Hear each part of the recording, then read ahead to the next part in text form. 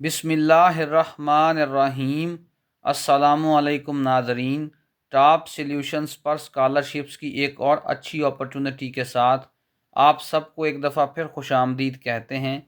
आज हम आपके लिए एक ऐसी अपॉर्चुनिटी लेकर आए हैं जहां पर आप लोग बग़ैर एप्लीकेशन फ़ी के, बग़ैर आइलेट्स के अप्लाई कर सकते हैं और यहां पर बैचलर्स और मास्टर्स दोनों के लिए प्रोग्राम्स अवेलेबल हैं। इस यूनिवर्सिटी का नाम है सैफुद्दीन ज़ोहरी यूनिवर्सिटी और ये इंडोनेशिया में मौजूद है। और इसकी तरफ से जो स्कॉलरशिप्स अनाउंस किए गए हैं उनका नाम है UIN साइजू इंटरनेशनल स्टूडेंट स्कॉलरशिप्स, जैसा कि आपको नज़र भी आ रहा होगा सामने स्क्रीन पर। और ये एकेडमिक ईयर 2026-2027 के लिए जो है ये स्कॉलरशिप्स अनाउंस किए गए हैं। आज आपको यहाँ पर अप्लाई करने का तरीकाकार भी बताएंगे और प्रैक्टिकली आपको करके भी दिखाएंगे और तमाम तर तफसीलात भी बताएंगे। वीडियो शुरू करने से पहले आप सबसे मुल्तमस हैं कि अगर आप इस चैनल पर नए हैं तो इसे सब्सक्राइब ज़रूर कर लीजिएगा। वीडियो अच्छी लगे तो इसे लाइक कर दिया करें, दोस्तों के साथ शेयर कर दिया करें।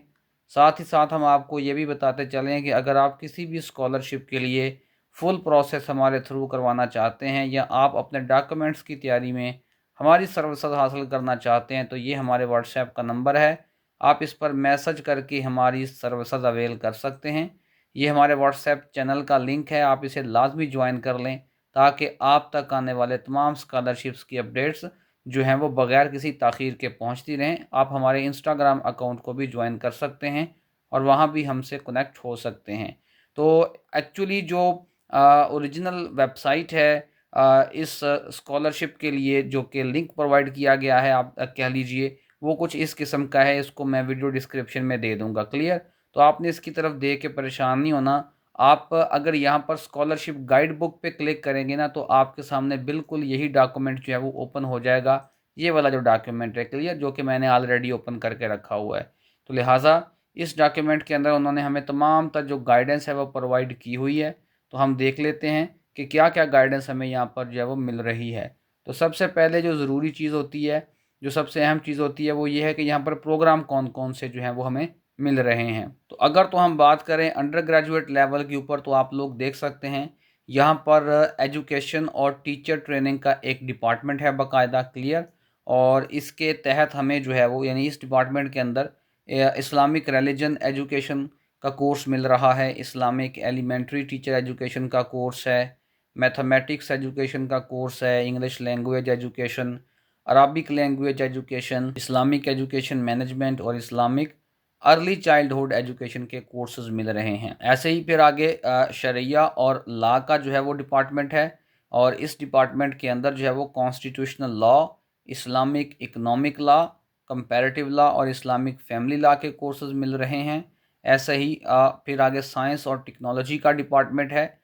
यहाँ पर हमें आर्किटेक्चरल साइंसेज, इन्वायरमेंटल साइंसेज और लाइब्रेरी एंड इंफॉर्मेशन साइंस के कोर्सेज मिलेंगे। ऐसे ही फिर आगे आ जाएं तो ये फैकल्टी ऑफ दावा एंड कम्युनिकेशन है। यहाँ पर भी आप देख सकते हैं आपको जो है वो 4 बड़े कोर्सेज मिल रहे हैं। ऐसे ही अगर हम नीचे आ जाएं तो faculty of economics and Islamic business के अंदर हमें इकोनॉमिक्स और बैंकिंग के कोर्सेज मिल रहे हैं। इस्लामिक इकोनॉमिक्स और इस्लामिक बैंकिंग अगर हम इसको एक्यूरेटली कहें, और इस्लामिक फिलांथ्रोफी मैनेजमेंट का कोर्स भी हमें यहाँ पर जो है वो मिल रहा है। ऐसे ही यहाँ पर थियोलॉजी, लिटरेचर एंड ह्यूमैनिटीज़ का भी बाकायदा एक डिपार्टमेंट आपको मिलेगा और यहाँ पर भी आपको प्रोग्राम जो है वो मिल रहे हैं। आप इन्हें आके ख़ुद भी चेक कर सकते हैं। अगर हम बात कर लें मास्टर्स डिग्री प्रोग्राम्स की तो ये भी आप यहाँ पर आके इनको भी देख सकते हैं, ठीक है।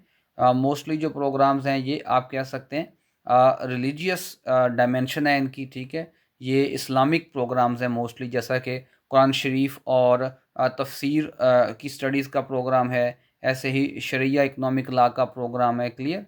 मज़ीद भी आप सारे प्रोग्राम यहाँ पे आके जो है वो अलबत्ता देख सकते हैं। डॉक्टरल लेवल के ऊपर अलबत्ता सिर्फ एक ही प्रोग्राम है और वो है इंटर डिसिप्लिनरी इस्लामिक स्टडीज़ का प्रोग्राम, क्लियर। लेकिन है सही, आप अप्लाई यहाँ पर भी कर सकते हैं जो लोग PhD करना चाहते हैं इस्लामिक स्टडीज़ के अंदर। तो उसके बाद अगर हम बात कर लें स्कॉलरशिप की, तो स्कॉलरशिप की जो कवरेज है वो अच्छी है। आपको सबसे पहले यहाँ किसी किस्म की ट्यूशन फ़ी नहीं देनी पड़ेगी। फिर आपको मंथली जो है वो एक वजीफ़ा भी मिलेगा। अलबत्ता उन्होंने यहाँ पर वजीफ़े की जो अमाउंट है उसको डिस्क्लोज़ नहीं किया हुआ। फिर 1 साल तक आपको फ्री यहाँ पर रिहाइश भी मिलेगी, हेल्थ इंश्योरेंस भी प्रोवाइड की जाएगी, इंडोनेशियन लैंग्वेज जो है उसकी ट्रेनिंग भी आपको फ्री ऑफ कॉस्ट मिलेगी। फिर आपको स्टूडेंट बड़ी प्रोग्राम का हिस्सा भी बनाया जाएगा और कैपेसिटी बिल्डिंग और रिफ़्रेशमेंट के लिए भी इंतज़ामात किए जाएंगे। कुछ ऐसे भी एरियाज़ हैं जो कि स्कॉलरशिप के नीचे कवर्ड नहीं हैं, जैसा कि आपको जो टिकट्स हैं वो खुद करवानी पड़ेंगी, फिर वीज़ा और रेजिडेंस परमिट पे जितनी कॉस्ट आएगी वो भी आपको उठानी पड़ेगी, बुक अलाउंस जो है वो भी आपको कोई नहीं मिलेगा, किताबें खुद ख़रीदनी पड़ेंगी, और दूसरे भी जो पर्सनल एक्सपेंसेस हैं वो भी आपको खुद ही बर्दाश्त करने पड़ेंगे। मिसाल के तौर पर अगर आपके ये सारे एक्सपेंसेस जो हैं वो मंथली लिविंग अलाउंस में कवर हो रहे हैं तो ठीक है, लेकिन अगर आपकी ज़्यादा ज़रूरियात हैं तो फिर वो खुद से आपको मैनेज करना पड़ेगा, ठीक है। स्कॉलरशिप एप्लीकेशन की अगर हम टाइमलाइन की बात कर लें तो अभी आप लोग देख सकते हैं कि 12 जनवरी से 22 फरवरी 2026 तक जो है ये एप्लीकेशन पीरियड ही होगा। उसके बाद 27 फरवरी से फिर आगे 2 मार्च तक जो है वो इंटरव्यूज़ जो हैं उनका सिलसिला शुरू हो जाएगा। जो शॉर्ट लिस्टेड कैंडिडेट्स होंगे उनका इंटरव्यू भी किया जाएगा। ऐसे ही फिर फरवरी की 23 और 24 तारीख को जो है वो सिलेक्शन का जो प्रोसेस है वो कंप्लीट कर लिया जाएगा। इसको कहते हैं एडमिनिस्ट्रेटिव सिलेक्शन, यानी कि वो सिलेक्ट कर लेंगे कि कौन से जो लोग हैं उनको स्कॉलरशिप हमने अवार्ड करना है, और फिर 6 मार्च को जो है वो बाकायदा ऐलान भी कर दिया जाएगा। क्लियर है जी, ये सारा इसका प्रोसेस है। उसके बाद ये रिक्वायरमेंट्स आप देख सकते हैं, और अंडर ग्रेजुएट लेवल पे 17 से 25 साल जो है वो आपकी एज होनी चाहिए है, फिज़िकली और मेंटली आपको फिट होना चाहिए है। उसके बाद आपके पास एफएससी का रिज़ल्ट कार्ड हो। ये सारी वही चीज़ें हैं जो कि पहले आपको पता है हर स्कॉलरशिप में चाहिए होती हैं। और अलबत्ता ये है कि आपका स्टडी गैप जो है वो 3 साल से ज़्यादा ना हो।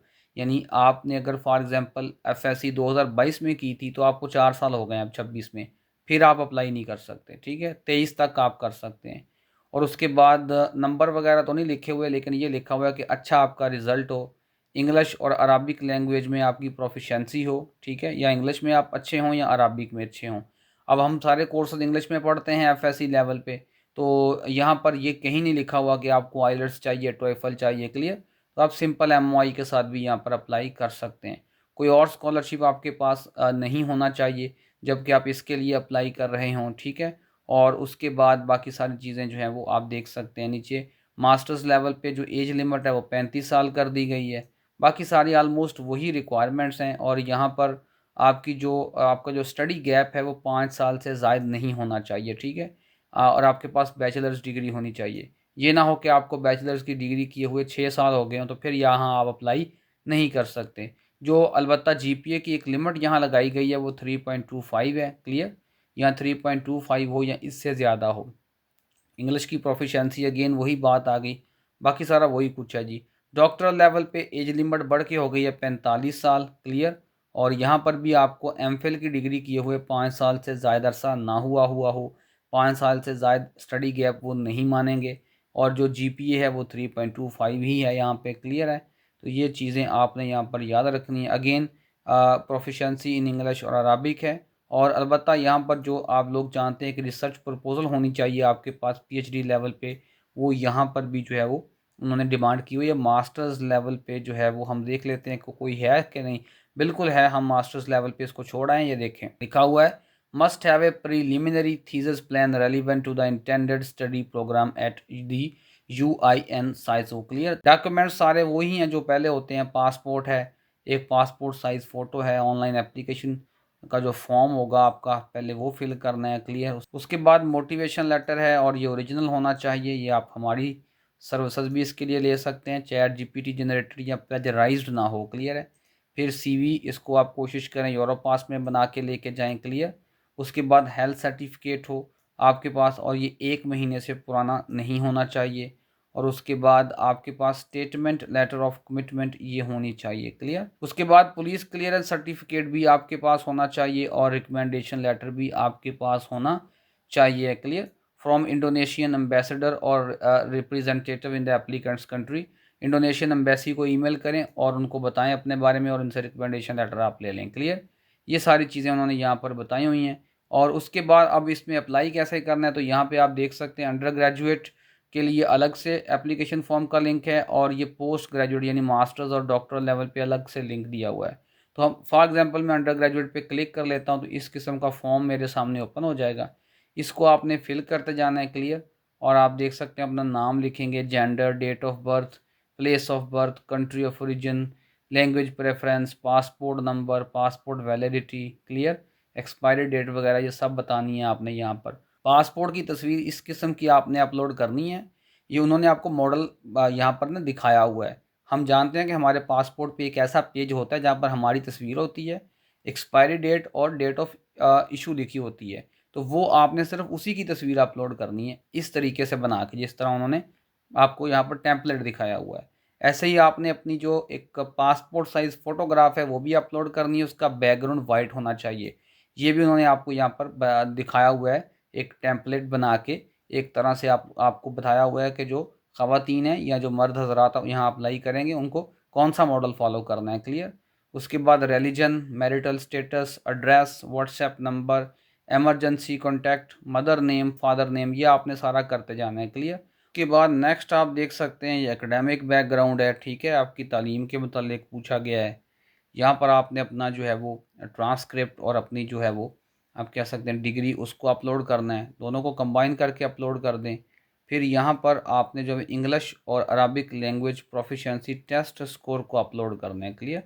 तो यहाँ पे आप मीडियम ऑफ इंस्ट्रक्शन सर्टिफिकेट जो है वो भी अपलोड कर सकते हैं।